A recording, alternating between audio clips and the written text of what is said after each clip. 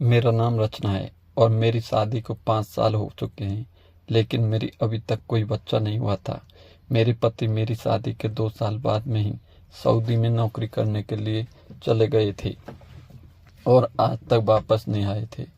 पहले तो मैं जैसे तैसे खुद पर कंट्रोल कर लेती थी, लेकिन अब जैसे जैसे वक्त गुजरता जा रहा था, वैसे वैसे मेरा खुद पर से कंट्रोल भी छूटने लगा था।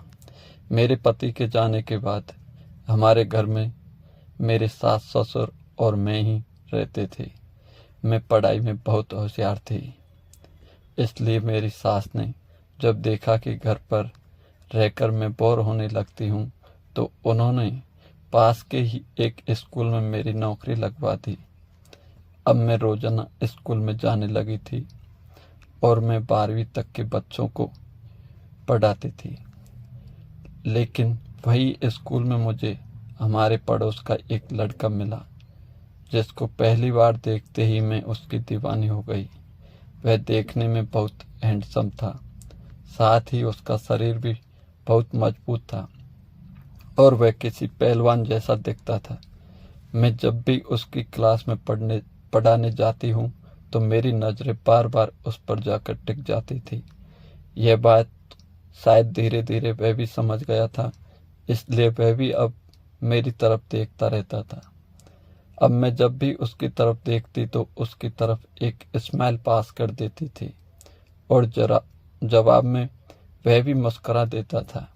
कुछ दिनों तक हमारा ऐसे ही एक दूसरे को देखकर स्माइल करने का सिलसिला चलता रहा, लेकिन वह अभी भी उम्र में छोटा था और साथ ही मैं उसकी टीचर हूँ, इसलिए वह आगे बढ़ने से घबरा रहा था।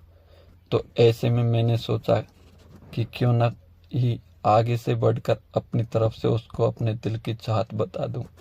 लेकिन मैं चाहकर भी ऐसा नहीं कर पा रही थी, क्योंकि स्कूल में मुझे वह अकेला मिल नहीं रहा था और सभी के सामने मैं उसको अपने दिल की चाहत नहीं बता सकती थी।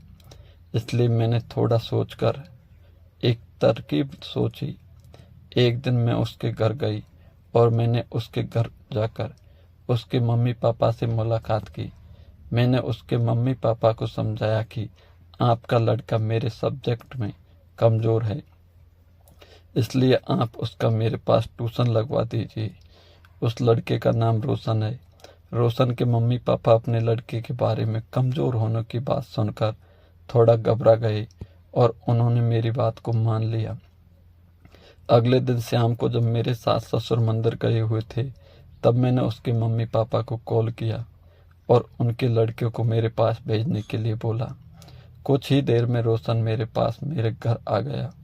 मेरे सास ससुर मंदिर गए थे और रात को लौटने वाले थे, इसलिए उस दिन मैं घर पर अकेली थी। रोशन के आते ही मैं उसे अपने कमरे में ले गई और 2 घंटे तक उसको पढ़ाती रही।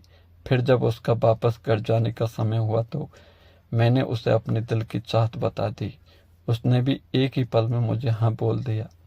अब मैं और इंतज़ार नहीं कर सकती थी, इसलिए मेरे सास ससुर के आने से पहले हम दोनों अपने दिल की चाहत को पूरा कर लिया। उसके बाद से रोशन रोज हमारे घर आने लगा था और हम दोनों रोजाना एक दूसरे का साथ देने लगे थे। यह सिलसिला 2 साल तक चलता रहा। धन्यवाद दोस्तों। उम्मीद है आप लोगों को हमारी प्यारी सी काल्पनिक कहानी